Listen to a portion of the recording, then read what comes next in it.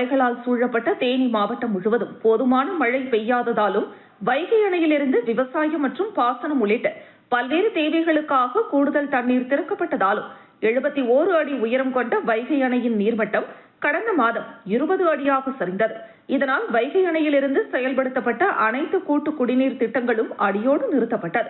இதனால் வைகை அணையை நம்பியுள்ள பகுதிகளில் கடும் குடிநீர் தட்டுப்பாடு ஏற்பட்ட நிலையில் முல்லை பெரியாறு அணையிலிருந்து கூடுதல் தண்ணீர் திறக்கப்பட்டு அந்த தண்ணீரின் மூலம் கூட்டு குடிநீர் திட்டங்களுக்கு கடந்த ஒரு வாரமாக குடிநீர் வழங்கப்பட்டு வருகிறது. வைகை அணை கட்டப்பட்டு 68 ஆண்டுகள் ஆகியும் இதுவரை தூர்வாரப்படாததால் அதில் பெருமளவு மணல் மற்றும் வண்டல் மண் படிந்துள்ளன. இதனால் அணையின் நீர் கொள்ளளவு 18% முதல் 20% வரை குறைந்துள்ளது. இந்த நிலையில் வரும் காலங்களில் இதுபோன்ற நிலை ஏற்படாமல் இருக்க வைகை அணையை தூர்வார வேண்டும் என்ற கோரிக்கை தற்பொழுது வலுத்துள்ளது. இதனைத் தொடர்ந்து வைகை அணைக்கு வந்த தமிழக எரிசக்தி மற்றும் சட்டத்துறை அமைச்சர் நிர்மல்குமார் தூர்வாருவது குறித்த ஆய்வு மேற்கொண்டார். ஆய்விற்கு பிறகு செய்தியாளர்களிடம் பேசிய அமைச்சர் நிர்மல்குமார் வைகை அணை தென் தமிழகத்தின் மிக முக்கிய நீர் ஆதாரமாக விளங்குவதை சுட்டிக்காட்டினார். அணை பகுதிகளில் சுமார் 15 அடி வரை தேங்கியுள்ள வண்டல் மண் திட்டுகளை அகற்றி தூர்வாரும் பணிகளை மேற்கொள்வதற்கான ஆய்வு அறிக்கைகள் தயாரிக்கப்பட்டு வருவதாக கூறினார். இது தொடர்பாக மத்திய அரசின் சுற்றுச்சூழல் அனுமதி பெற 2 நாட்களுக்கு முன்பே தமிழக அரசு சார்பில் கடிதம் அனுப்பப்பட்டுள்ளது. அனுமதி கிடைத்தவுடன் இன்னும் 2 மாதங்களுக்குள் வைகை அணையை தூர்வாரும் பணிகள் முழுவீச்சில் தொடங்கப்படும் என்று அவர் உறுதியளித்தார். மேலும் விவசாயிகள் தங்கள் தேவைகளுக்காக வண்டல் மண்ணை இலவசமாக எடுத்துக்கொள்ள முழு அனுமதி வழங்கப்பட்டுள்ளது என்றும், ஆனால் அதனை வணிக ரீதியாகவோ அல்லது சட்டவிரோதமாகவோ யாராவது கடத்த முயன்றால் மாவட்ட நிர்வாகம் மூலம் கடும் நடவடிக்கை எடுக்கப்படும் என்றும் அமைச்சர் எச்சரிக்கை விடுத்தார்.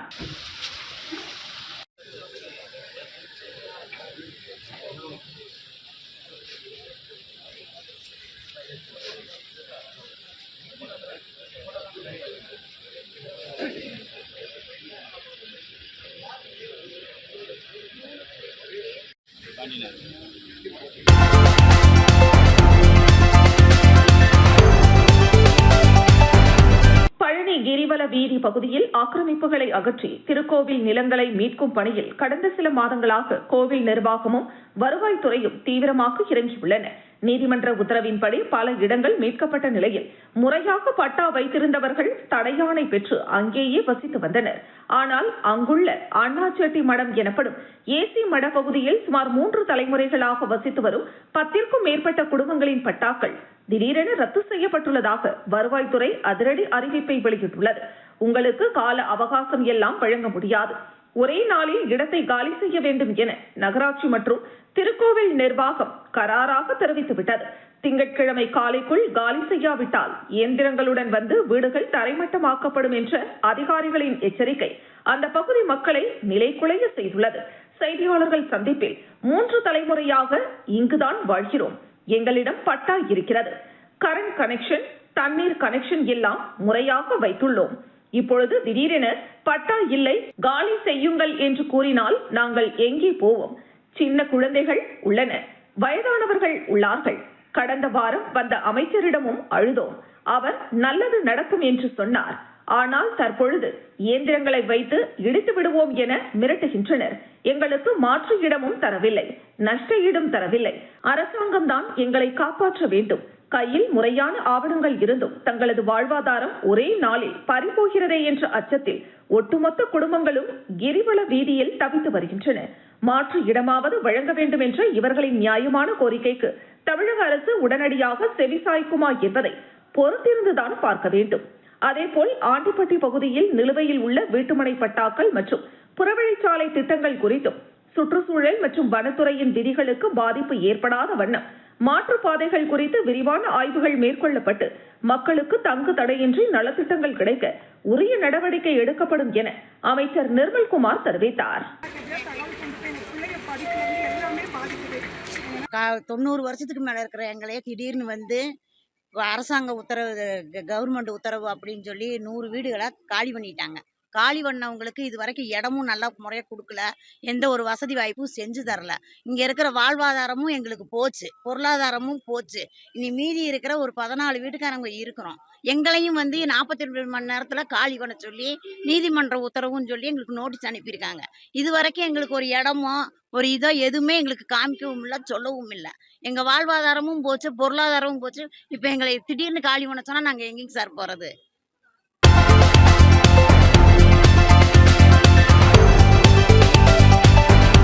மதுரை மாவட்டம் மேலூர் அருகே அட்டப்பட்டியை சேர்ந்த கிருஷ்ணன் என்பவருக்கும் கல்லம்பட்டியை சேர்ந்த 19 வயதான இஷா என்பவருக்கும் காதல் ஏற்பட்டு கடந்த 8 மாதங்களுக்கு முன்பு திருமணம் நடைபெற்றுள்ளது.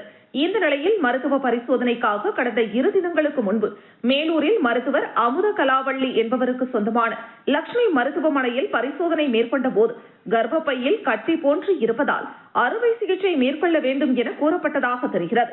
இதனைத் தொடர்ந்து அறுவை சிகிச்சை மேற்கொள்ளப்பட்டு மருத்துவர்கள் கண்காணிப்பில் இருந்த இளம்பெண் இஷா திடீரென்று மயக்க நிலைக்கு சென்று உயிரிழந்ததாக கூறப்படுகிறது. இதற்கிடையே மருத்துவமனையில் இருந்து உடனடியாக மேல் சிகிச்சைக்காக மேலூர் அரசு மருத்துவமனைக்கு கொண்டு செல்லப்பட்ட நிலையில் அங்கு மருத்துவர்கள் பரிசோதனை மேற்கொண்டு இளம்பெண் உயிரிழந்ததாக தெரிவித்துள்ளனர். இதனையடுத்து இளம்பெண் இஷா தனியார் மருத்துவமனையின் தவறான சிகிச்சையால் தான் உயிரிழந்ததாக கூறி அறுவை சிகிச்சையை அளித்த தனியார் மருத்துவமனை மருத்துவர்கள் மற்றும் அரசு மருத்துவமனை தலைமை மருத்துவர் ஜெயந்தி ஆகியோர் மீது உரிய நடவடிக்கை எடுக்க வேண்டும் என வலியுறுத்தி உறவினர்கள் மற்றும் விடுதலை சிறுத்தைகள் கட்சியினர் 50க்கும் மேற்பட்டோர் தனியார் மருத்துவமனை முன்பு சாலையில் அமர்ந்து முற்றுகை மற்றும் கண்டன கோஷங்களை எழுப்பி போராட்டத்தில் ஈடுபட்டனர். இதனைத் தொடர்ந்து சம்பவ இடத்திற்கு விரைந்து வந்த மேலூர் காவல்துறை துணை கண்காணிப்பாளர் சிவக்குமார் தலைமையிலான காவல்துறையினர் போராட்டத்தில் ஈடுபட்டவர்களுடன் பேச்சுவார்த்தை நடத்தி பாதுகாப்பு பணியில் ஈடுபட்டனர்.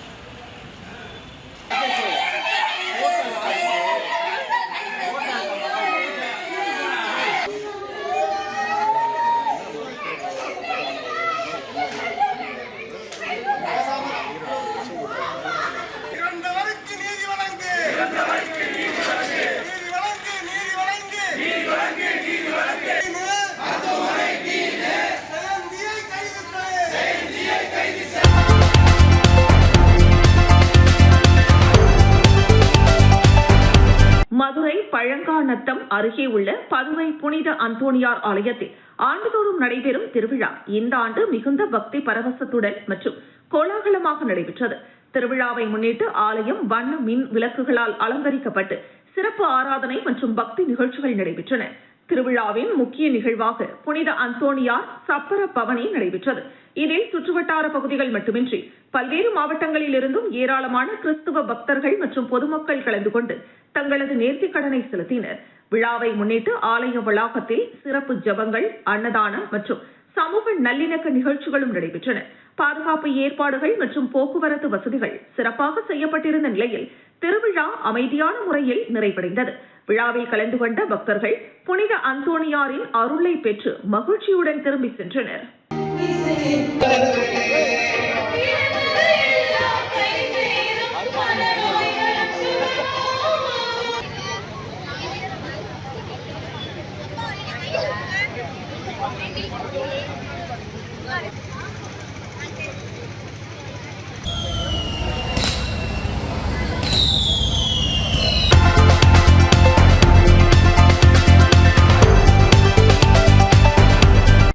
மாவட்டம் மதுராந்தகம் நகரத்தில் ஆடம்பர திருத்தேர் பெருவிழா, திரு ஜெபமாலை, திருத்தேர் பவனி மற்றும் திருப்பலி விழா அருட்பணி டாக்டர் எஸ் அமுல்ராஜ் முன்னிலையில் மாநகர அச்சரப்பாக்கம் மாநகர தலைவர் பனி வாட்சன் தலைமையில் நடைபெற்றது.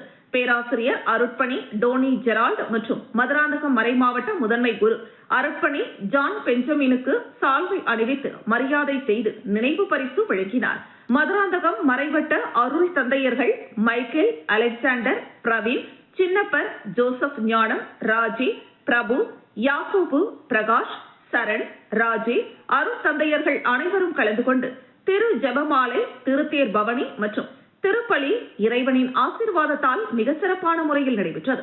ஆலயத்தில் தொடங்கிய தேர்பவனியானது ஊர் முழுக்க சுற்றி ஆலயத்தில் வந்தடைந்தது.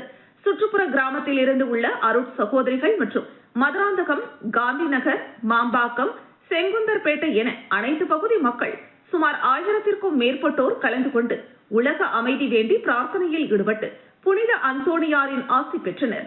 பிரார்த்தனையில் ஈடுபட்ட அனைத்து சகோதர சகோதரிகளுக்கும் உணவு வழங்கப்பட்டது.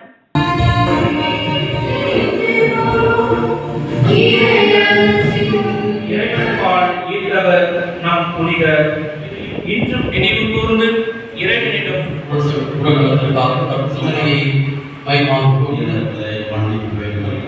பாவங்களை மன்னித்து நம்மை நிறைவாழ்வுக்கு அழைத்து சீயோனில் அழுவோர் அரண்மனையில வேலை கிடையாது. ஞாபகம்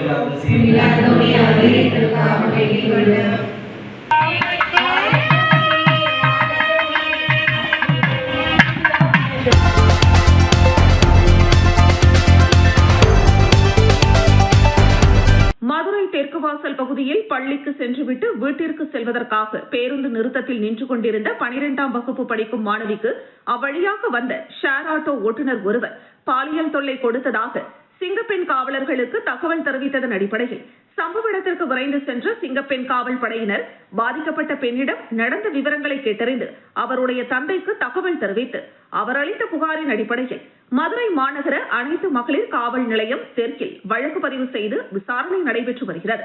இந்த நிலையில் வழக்கு பதிவு செய்த அனைத்து மகளிர் தெற்கு காவல்துறையினர் அந்த பகுதியில் பணியில் இருந்த சிங்கப்பெண் காவலர்கள் உதவியுடன் குற்றம் நடைபெற்ற இடம் மற்றும் அருகில் உள்ள ஆட்டோ ஸ்டாண்ட் ஆகிய இடங்களில் விசாரணை செய்ததன் அடிப்படையில் சம்பவத்தில் ஈடுபட்ட மதுரை மாவட்டம் பனைங்குளம் கிராமத்தை சேர்ந்த ஷேர் ஆட்டோ ஓட்டுநரான மீரா மைதீன் ராவுத்தர் என்பவரின் மகன் முகமது இப்ராஹிம் என்பவரையும் மற்றும் காவல்துறை விசாரணையின் போது உண்மையை மறைத்து எதிரிக்கு உதவியாக இருந்த மதுரை ஆலங்குளம் பகுதியைச் சேர்ந்த ஷேர் ஆட்டோ ஓட்டுநரான பீர் முகமது என்பவரின் மகன் அப்பாஸ் ஆகிய இருவரையும் கைது செய்து நீதிமன்ற காவலுக்கு அனுப்பி வைத்தனர்.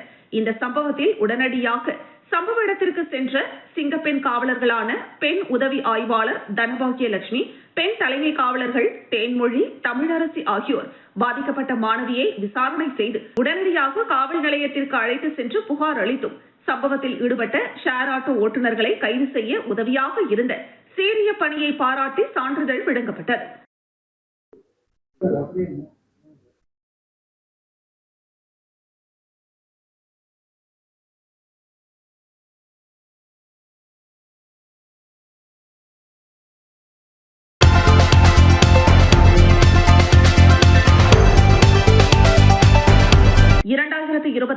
ஆண்டு சட்டசபை தேர்தல் நடத்தை விதிகள் காரணமாக தாம்பரம் மாநகராட்சி மற்றும் அதன் சுற்றுவட்டார பகுதிகளில் புதிய திட்டங்கள் ஏதும் அறிவிக்கப்படாமல் பல்வேறு மக்கள் நலப் பணிகள் தற்காலிகமாக நிறுத்தி வைக்கப்பட்டிருந்தன.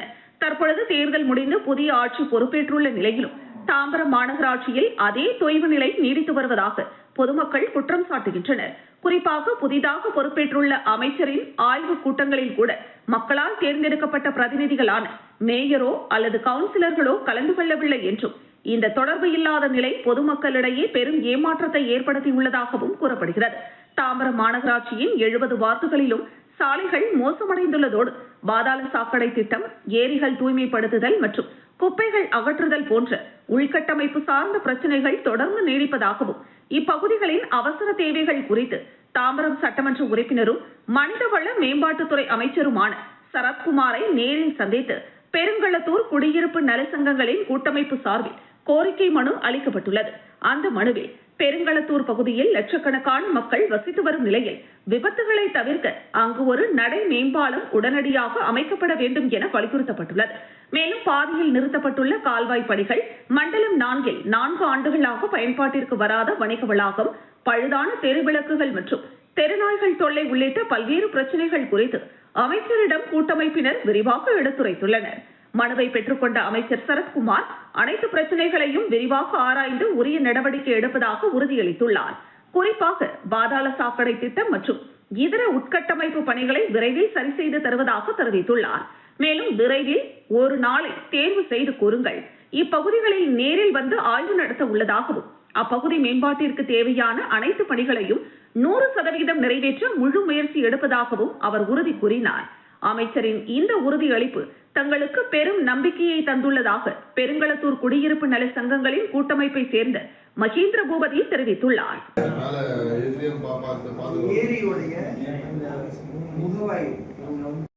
2026ஆம் ஆண்டு சட்டசபை தேர்தல் அறிவிக்கப்பட்டு அதற்குண்டான புரோட்டோகால் படி மாநகராட்சி மற்றும் பகுதி சார்ந்த பணிகள் எதுவுமே புதிதாக அறிவிக்கப்படவில்லை. அது நிறுத்தி வைக்கப்பட்டிருந்தது. மறுபடி இப்ப புதிதாக ஆட்சி பொறுப்பேற்று மறுபடியும் அதே நிலைமையில தாம்பரம் மாநகராட்சி புதிதாக பொறுப்பேற்ற மரியாதைக்குரிய மாண்புமிகு அமைச்சர் அவர்கள்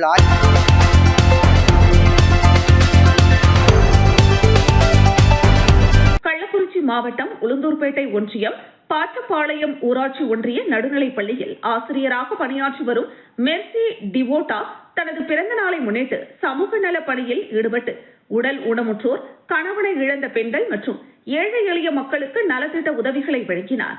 இதையொட்டி நடைபெற்ற நிகழ்ச்சியில் பல்வேறு பகுதிகளைச் சேர்ந்த பயனாளிகள் கலந்து கொண்டனர். அவர்களுக்கு சேலை, கைலி, வேட்டி, சட்டை உள்ளிட்ட ஆடைகள் வழங்கப்பட்டன. பொருளாதாரத்தில் பின்தங்கிய மக்களுக்கு உதவும் நோக்கில் இந்த நலத்திட்ட உதவிகள் வழங்கப்பட்டதாக தெரிவிக்கப்பட்டது. பிறந்த நாளை ஆடம்பரமாக கொண்டாடாமல் சமூக அக்கறையுடன் தேவையுடைய மக்களுக்கு உதவிகள் வழங்கிய மெர்சி டிவோட்டாவின் செயலை அப்பகுதி பொதுமக்கள், பெற்றோர்கள் மற்றும் சமூக ஆர்வலர்கள் பாராட்டினர். நிகழ்ச்சியில் கலந்து கொண்ட பயனாளிகள் ஆசிரியருக்கு பிறந்தநாள் வாழ்த்துக்களை தெரிவித்து நன்றியை வெளிப்படுத்தினர்.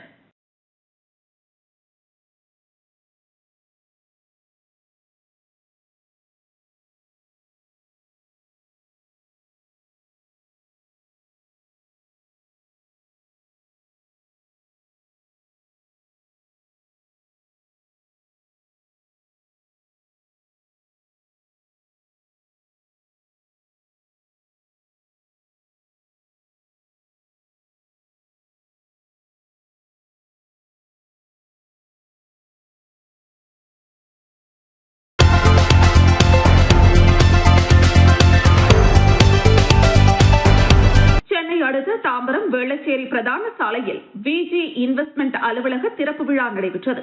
இதில் விஜி இன்வெஸ்ட்மெண்ட் உறுப்பினர்கள் கலந்து கொண்டு அலுவலகத்தை திறந்து வைத்து இனிப்புகள் வழங்கி கொண்டாடினர். இதனைத் தொடர்ந்து மேடவாக்கம், தாம்பரம் உள்ளிட்ட பகுதிகளில் உள்ள சாலையோரம் உள்ள 50க்கும் மேற்பட்ட ஏழை எளிய மக்களுக்கு மளிகை பொருட்கள் அடங்கிய தொகுப்பு பைகளுடன் காய்கறி, அரிசி பைகள் உட்பட அசைவ உணவு வழங்கினர். இதில் விஜி இன்வெஸ்ட்மெண்ட் உறுப்பினர்கள் ஏராளமானோர் கலந்து கொண்டனர்.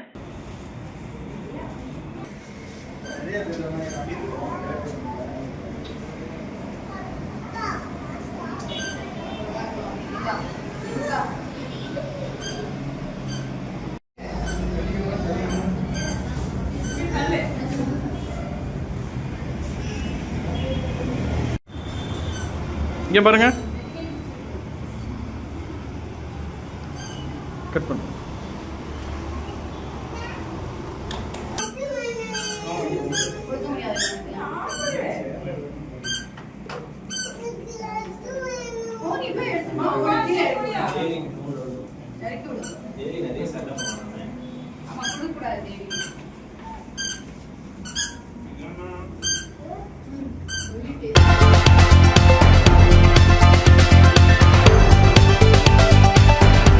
விழுப்புரம் மாவட்டம் திண்டிவனத்தில் தனது இல்லத்தில் மயிலம் சட்டமன்ற உறுப்பினரும் முன்னாள் அமைச்சருமான சி.வி. சண்முகம் செய்தியாளர்களை சந்தித்தார். எடப்பாடி பழனிசாமி தலைமையில் அதிமுக படுதோல்வி அடைந்துள்ளது. தொடர் தோல்விகளை சந்தித்து வருகிறது. எடப்பாடி பழனிசாமி முதல்வராக பொறுப்பேற்று பின்னர் ஒருங்கிணைப்பாளர், இணை ஒருங்கிணைப்பாளர் மற்றும் எங்களால் தேர்ந்தெடுக்கப்பட்ட பொதுச் செயலாளர் பதவியை ஏற்ற பிறகு இன்று வரை தொடர் தோல்வியை சந்தித்துக் கொண்டிருக்கிறது. தேர்தலுக்கு தேர்தல் அதிமுகவின் வாக்கு சதவிகிதம் குறைந்து வருகிறது. அதிமுக மக்களிடம் நன்மதிப்பை இழந்து வருகிறது. சர்வாதிகார போக்கில் செயல்பட்டு வரும் இந்த இயக்கம் யாருடைய கருத்தையும் கேட்க மாட்டேன், என்னுடைய குடும்பத்தார் கருத்தை மட்டும் கேட்பேன், பணம் யார் கொடுப்பார்களோ அவர்கள் கருத்தை மட்டும் கேட்பேன் என்று செயல்பட்ட காரணத்தினால் இன்றைக்கு மிகப்பெரிய இழப்பை அதிமுக சந்தித்துள்ளது. தலைமை கழகம் முதல் அடிப்படை தொண்டன் வரை ஏன் தோல்வி அடைந்தோம், அதற்கான காரணம் என்ன என்பதை தெரிந்து வைத்துள்ளனர். ஒருவருக்கு மட்டும் தெரியவில்லை, அவர்தான் எடப்பாடி பழனிசாமி. திமுகவோடு இணைந்து முதல்வராக வேண்டும் என்று நினைத்த போதே அதிமுக தன்னுடைய சுயநிலையை இழந்துள்ளது. இன்னும் தங்களுடைய தவறை உணராமல், செயல்பாட்டின் குறைகளை உணராமல் மற்றவர்களை குறை சொல்லிக் கொண்டு வருகிறார். தொடர் தோல்வி. இது தோல்வி அல்ல, அதிமுக மக்கள் மத்தியில் புறக்கணிக்கப்பட்டு வருகிறது. 41 தொகுதிகளில் வெற்றி பெற்றோம் என்றால் அது பாமக போட்ட பிச்சை. பாமக கூட்டணியில் இல்லை என்றால் வட மாவட்டங்களில் வெற்றி பெற்றிருக்க முடியாது. சேலத்திலேயே எடப்பாடி பழனிசாமி தட்டு தடுமாறிதான் வெற்றி பெற்றார். நடந்த தவறுகள் சரி செய்யப்பட வேண்டும். மீண்டும் அனைவரும் இணைந்து செயல்படலாம் என கூறினோம். ஆனால் எந்த நடவடிக்கையும் இல்லை. அதிமுக மீண்டும் வலிமையான கட்சியாக உருவாக்கி மக்களிடம் தொண்டர்கள் மத்தியில் நம்பிக்கையை உருவாக்க வேண்டும். மீண்டும் கூறுகிறோம், பொதுக்குழுவை கூட்டுங்கள், குறைந்தபட்சம் செயற்குழுவை கூட்டுங்கள், அனைவரையும் அழைத்து அதில் விவாதியுங்கள். 8 ஆண்டு காலம் நீங்கள் கூறிய அனைத்தையும் நாங்கள் ஏற்றுக்கொண்டோம். ஆனால் திமுகவுடன் கூட்டணி என்பதை தான் எங்களால் ஏற்றுக்கொள்ள முடியவில்லை. அதிமுக காப்பாற்றப்பட வேண்டும்.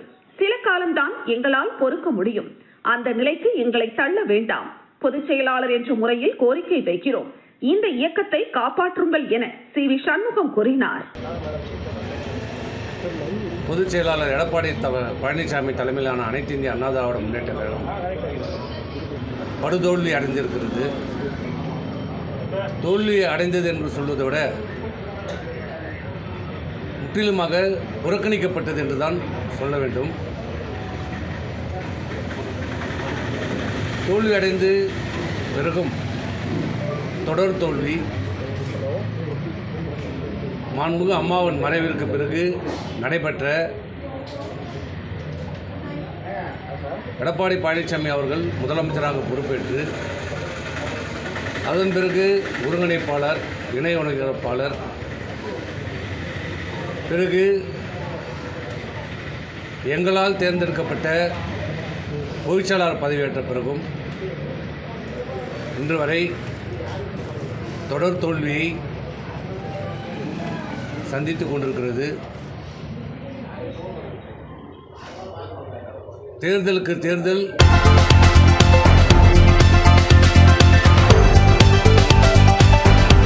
அரியலூர் மாவட்டம் ஜெயங்கொண்டம் அருகே உள்ள இளையூர் கிராமத்தில் அமைந்துள்ள செல்லியம்மன் ஆலய வைகாசி மாத அமாவாசையை முன்னிட்டு 100க்கும் மேற்பட்ட பக்தர்கள் நேர்த்திக் கடன்களை செலுத்தினர். மாலை அணிந்து கடும் விரதமிருந்த பக்தர்கள் தாங்கள் வேண்டிக் கொண்ட நேர்த்திக் கடன்களை செலுத்தும் வகையில் பால்குடம் எடுத்தல், சக்தி கிரகம் சுமத்தல், அலகு குத்துதல், தீச்சட்டி எடுத்தல் உள்ளிட்ட பக்தி பரவசத்துடன் பங்கேற்றனர். கிராமத்தில் உள்ள ஏரி கரையிலிருந்து தொடங்கிய ஊர்வலம் முக்கிய வீதிகள் வழியாக பம்பை மற்றும் மேள முழக்கங்களுடன் நடைபெற்றது. இதில் அம்மன், காளியம்மன், மாரியம்மன் உள்ளிட்ட தெய்வ வேடங்களில் பக்தர்கள் அலங்கரித்து ஓம் சக்தி பராசக்தி என பக்தி முழக்கமிட்டு நேர்த்திக் கடன்களை நிறைவேற்றினர். மேலும் மாரியம்மன் மற்றும் செல்லியம்மன் சுவாமிகள் வீதி உலா வந்து பக்தர்களுக்கு அருள் பாலித்தனர். திரளான பக்தர்கள் கலந்து கொண்டு சுவாமி தரிசனம் செய்தனர்.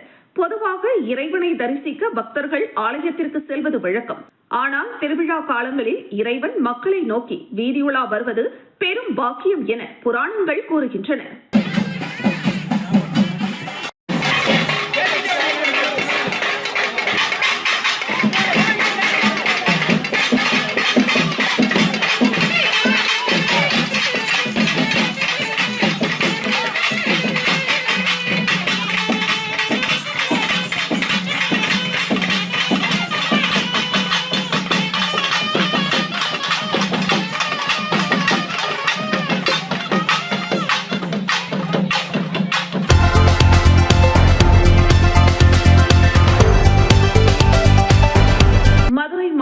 மேலூரில் தனியார் மருத்துவமனையில் அறுவை சிகிச்சை மேற்கொண்ட இளம்பெண் இஷா உயிரிழந்த சம்பவம் பரபரப்பை ஏற்படுத்தியுள்ளது. இதையடுத்து உயிரிழப்பிற்கு தவறான சிகிச்சையே காரணம் என குற்றம் சாட்டிய உறவினர்கள் மற்றும் விசிகாவினர் மருத்துவமனை முன்பு நடவடிக்கை கோரி இரவு முற்றுகை போராட்டத்தில் ஈடுபட்டனர். அப்போது சிலர் கல்வீசி தாக்குதல் நடத்தியதால் காவல்துறையினர் குவிக்கப்பட்டு பாதுகாப்பு பணியில் ஈடுபட்டனர். தொடர்ந்து உயிரிழந்த இஷாவின் குடும்பத்தினருக்கு உரிய இழப்பீடு வழங்க வேண்டும் என்றும் சிகிச்சை அளித்த தனியார் மருத்துவர் அமுதகலாவள்ளி மற்றும் அரசு மருத்துவர் ஜெயந்தி மீது சுகாதாரத்துறை நடவடிக்கை எடுக்க வேண்டும் என வலியுறுத்தி மேலூர் பேருந்து நிலையம் முன்பு 100க்கும் மேற்பட்டோர் சாலை மறியலில் ஈடுபட்டனர். இதனால் மதுரை திருச்சி சாலையில் போக்குவரத்து பாதிக்கப்பட்டது. சம்பவ இடத்தில் துணை கண்காணிப்பாளர் சிவக்குமார் தலைமையிலான காவல்துறையினர் பேச்சுவார்த்தையில் ஈடுபட்டனர்.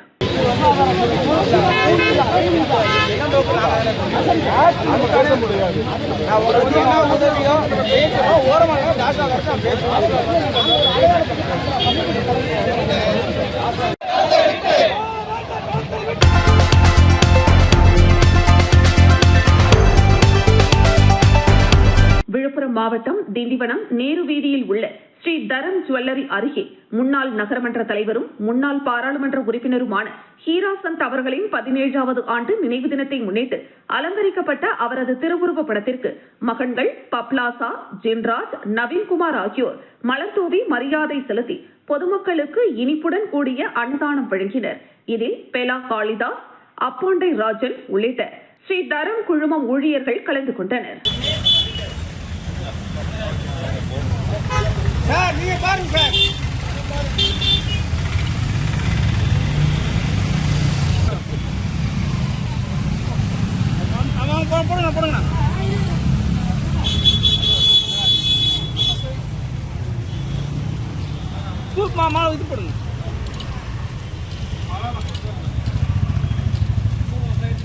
ஓகே